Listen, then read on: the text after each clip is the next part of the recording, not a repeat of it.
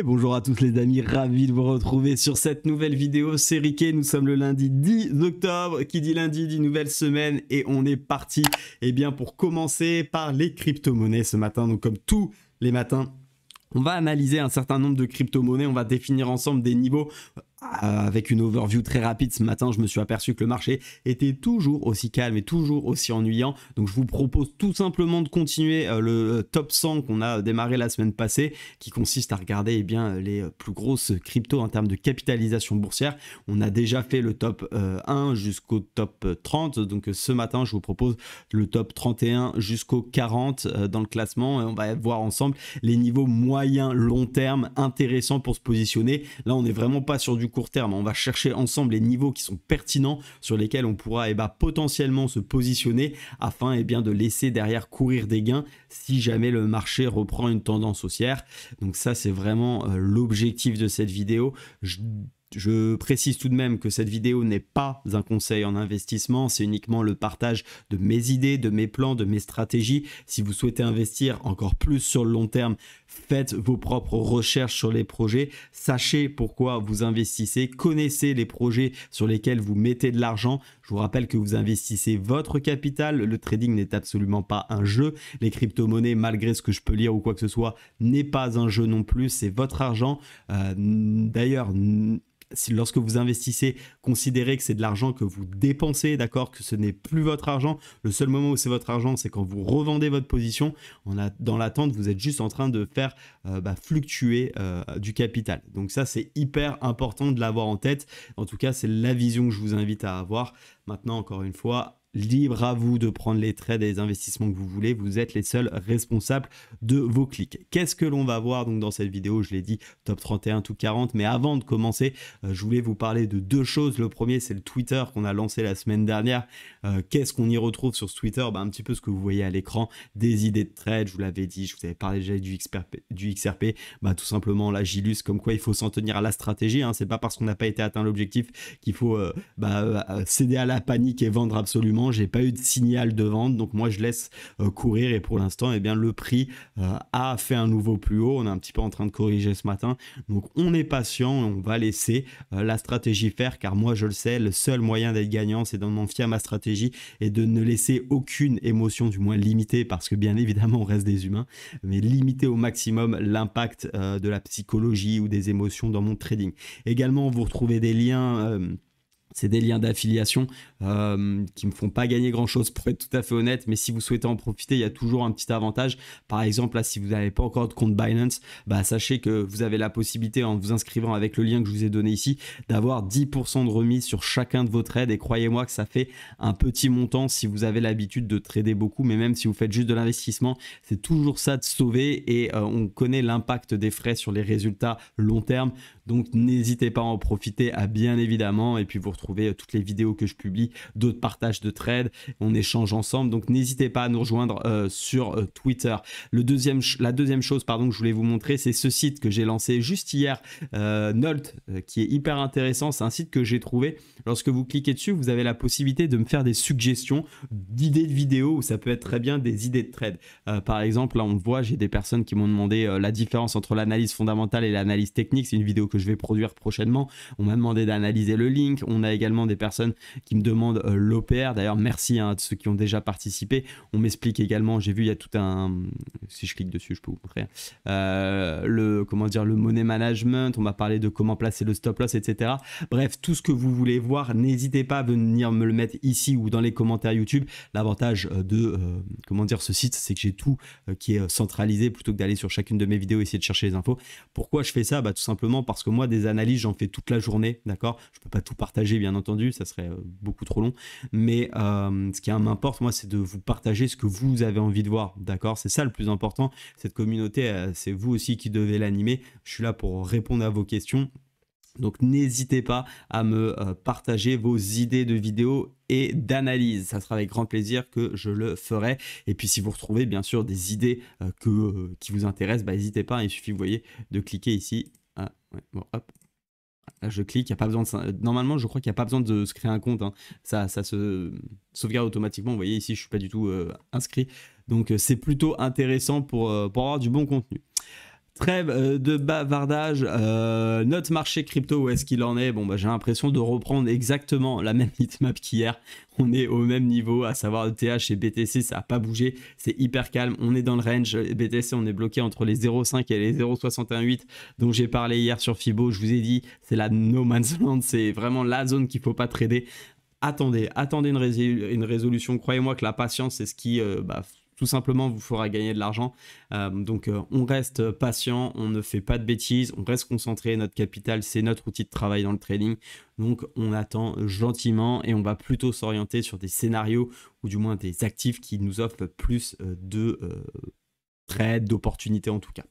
Voilà, donc rapidement pour la heatmap, pas grand chose à dire. Je vous propose du coup directement de passer sur les différentes crypto-monnaies que je vais analyser ce matin. Je vous le rappelle, je vais faire uniquement de l'étude daily, c'est-à-dire définir ensemble les niveaux d'intervention qui sont intéressants. On va pouvoir rentrer un peu un peu plus loin s'il y a des choses à dire sur chacune des cryptos. Je vous propose tout simplement de commencer avec Algorand, donc Algo, où on a toujours cette zone d'accumulation. J'en avais parlé récemment.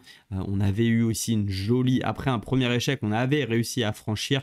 Malheureusement, on n'avait pas fait un nouveau plus haut. Ça restait intéressant parce qu'on avait des volumes. On aurait très bien pu se positionner ici. En fonction du stop loss et du risque qu'on aurait voulu avoir, on serait sorti avec une perte ou on serait encore dans le trade.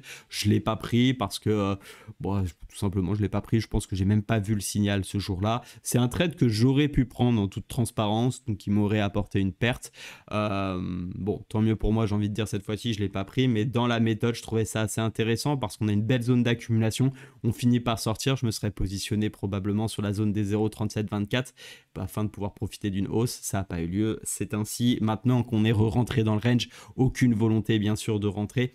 Là on a potentiellement une réaction qui pourrait être intéressante sur le milieu de range, dans le sens où ici on a un petit W, d'accord, et ceci pourrait être le pullback. Donc ça peut être intéressant. S'il y en a vraiment qui veulent absolument acheter Algo, ça peut être intéressant ici parce qu'on a un petit W qui pourrait être le pullback. Why not, même si je trouve ça très très léger entre nous.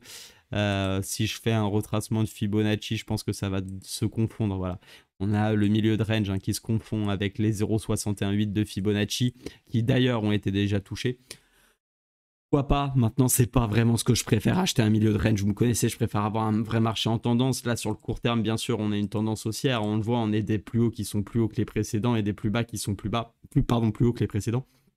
Donc plutôt chercher des achats, bien sûr. Maintenant, je préférais qu'on s'extirpe vraiment dans ce range et peut-être qu'on recasse finalement ce niveau et qu'on ait une réelle impulsion haussière, un vrai quelque chose. Parce qu'en fait, ce W là qu'on aurait pu imaginer ici, il a pas tenu quoi. Il a pas tenu, donc vigilance sur Algo. Pour moi, pas grand chose à faire, plutôt rester patient. Je pense qu'il y aura des crypto-monnaies avec plus de signaux techniques intéressants. Maintenant, encore une fois, je ne parle pas de fondamental, donc libre à vous de faire ce que vous voulez sur Algo. Au niveau de Bitcoin Cash, donc le BCH, pareil, pas grand chose ici. On avait une belle impulsion haussière ici qui était ni plus ni moins qu'un rebond. Qu'est-ce qu'on est venu chercher? Regardez, hein. L'analyse technique, c'est pas toujours de la blague quand même. On avait ce niveau-là, on est venu le chercher, toucher, excès de marché et on repart à la baisse. Pour l'instant, on est bloqué sous cette oblique. Tant qu'on n'arrive pas à repasser, je pense, ces niveaux des 0,618 qui sont intéressants. Je vais mieux tracer mon Fibo parce qu'il n'est pas tout à fait exact. Merci. Voilà, donc pour l'instant, vous voyez, c'est magnifique. Hein. Repousser sur les 0,618, repousser deux fois. Pour l'instant, franchement, on a plus de chances pour moi d'aller chercher les 95.2 qu'autre chose, parce qu'une fois qu'on a cassé, rappelez-vous, les 0,618 et encore plus quand on a une structure de ce type qui monte, c'est bien que ça tient. Pour moi, on a plus de chances d'aller en bas, donc de retracer 100%, donc les 95.2. On va bien évidemment, ça c'est notre plan plutôt vendeur, donc on va pas trop s'en tenir parce qu'on va pas shorter ici. On peut, hein, mais c'est pas l'objectif de cette vidéo. Là, c'est plutôt de chercher les niveaux d'intervention. Pourquoi pas ici commencer, s'il y en a vraiment qui veulent build d'une position à prendre ici. Pourquoi? Parce qu'en fait ici, donc quand je dis ici, c'est au 133,44, pardon, c'est si on a une clôture au-dessus de ce niveau. Pourquoi? Parce qu'on voit bien ici qu'on a un range avec une zone qui est travaillée, d'accord, ça casse, on tient, et là on est en train d'accumuler potentiellement dans cette zone. Donc si on tient ici, on ne casse pas la zone des 108, refaire un nouveau plus haut à ce niveau-là pourrait être intéressant, d'autant plus qu'on reprendrait cette première dynamique après correction et on repart au-dessus de la droite de tendance oblique qui maintiendrait les prix, donc qui ne ferait plus résistance. Donc voilà quelque chose qui peut être intéressant sur BCH au niveau des 133,44. Maintenant, bien évidemment, ce que je vais préférer, vous me connaissez, eh bien c'est tout simplement d'avoir une belle figure de retournement, à savoir un beau W. On est revenu chercher en plus ici la zone 0,618, donc ça me plaît bien. Ça me plaît bien parce qu'on peut créer vraiment une belle deuxième jambe et venir casser ici le niveau des 157 me paraît beaucoup plus pertinent pour du moyen long terme. Et après, on pourrait déjà aller chercher déjà ce premier niveau ici qui pourrait faire résistance. Pardon, ça n'a pas pris. Alors ça, c'est plutôt pour du swing trading, hein, pour ceux qui seraient positionnés sur quelques jours, voire quelques semaines à 273,7 qui serait un bon premier objectif. Et puis pour ceux qui souhaitent faire de l'investissement, et bien évidemment, vous laissez courir. Donc voilà un petit peu mon analyse pour BCH. Quand j'en ai parlé hier, je ne vais pas m'éterniser. Pour moi, c'est une des meilleures cryptos actuellement, d'accord, qui a vraiment ce super W, cette structure de légère correction et qui repart à la hausse. On a vu cet objectif hier, rappelez-vous, on était en pleine vidéo, ça a essayé de casser. Alors regardez, pour ceux qui ont suivi, je vous invite à aller la voir sinon, hein, c'est la vidéo d'hier. On a eu exactement le type de bougie que je vous parlais et qui m'intéressait pour aller rechercher la niveau là, où j'ai mis une alerte à 144,7. Donc, pour moi, long terme, là, faut pas acheter tout de suite parce que quand vous êtes sous résistance, c'est un petit peu bête. Faut peut-être attendre un peu. Il y a un petit trade court terme là qui m'intéresse bien, moi de mon côté. Je vais voir un petit peu ce qui se passe. J'ai mis l'alerte ici. Je vais attendre déjà qu'on revienne chercher le niveau des 144,7. En revanche, si pour le long terme, parce que c'est l'objectif aussi de cette vidéo, il y a un autre niveau qui peut être intéressant, c'est celui-ci, le niveau des 130, où vous venez vous réappuyer sur l'ancien plus haut qui est là. Ce niveau reste intéressant, mais un poil dangereux sous la résistance. Sinon, ce que je préférerais, bien évidemment, si je devais me positionner pour plusieurs semaines ou mois sur Quant, c'est attendre que ça casse et qu'on pull back cette zone bleue actuellement, les 160. Donc, attendre qu'on ait une cassure franche des 160 et se positionner ici, c'est vraiment le niveau qui m'intéresserait sur du long terme. Au niveau de flow, pas grand chose à dire sur le flow. Pourquoi? Bah, tout simplement que c'est très plat, on le voit, à part un petit rebond ici, bon, pas grand chose. Plusieurs possibilités pour entrer sur flow. Pour les plus agressifs, on sort de cette zone, mais là c'est vraiment agressif, hein. Je conseille pas trop ça aux personnes qui débutent. C'est vraiment une prise de risque plus importante. C'est si on casse, j'ai même envie de dire au-dessus de ces deux bougies là, voilà, si on casse le niveau finalement des 1,86, bah pourquoi pas commencer à rentrer, commencer à construire une position avec un stop loss sous ces niveaux là, d'accord, parce que si on revient dessous, bah, c'est que c'est juste un fake. Donc ça c'est un premier niveau un peu agressif parce qu'il faudra aussi passer après le niveau psychologique des deux. Why not? Si de toute façon il y a un bull market, ça le fera. Mais ça reste très agressif. Vigilance donc. Et le niveau le plus intéressant, bien évidemment, vous l'avez compris, c'est celui-ci où là on avait fait une première fois résistance, une deuxième fois résistance. Et donc la cassure officielle des trois ici avec un petit pullback. Donc vous connaissez le schéma, c'était tout le temps la même chose. Il faut répliquer, hein, les structures qui marchent, c'est de prendre le pullback, stop loss sous la résistance, quelques points en dessous. Et ensuite, on essaye de profiter d'une hausse avec un premier niveau qui pourrait être ici sur les 5,28 grosso modo, où on avait tenu à peu près. Donc voilà pour flow de mon côté. Au niveau du VeChain, VeChain, bah c'est assez intéressant qu'on ait tenu, c'est vraiment la seule chose intéressante que je vois, qu'on ait tenu cette zone. Donc pareil, un petit peu un premier niveau agressif, c'est de prendre la position sur les 0,024 grosso modo, d'accord, si on casse cette zone. Pourquoi? Je vais zoomer un peu.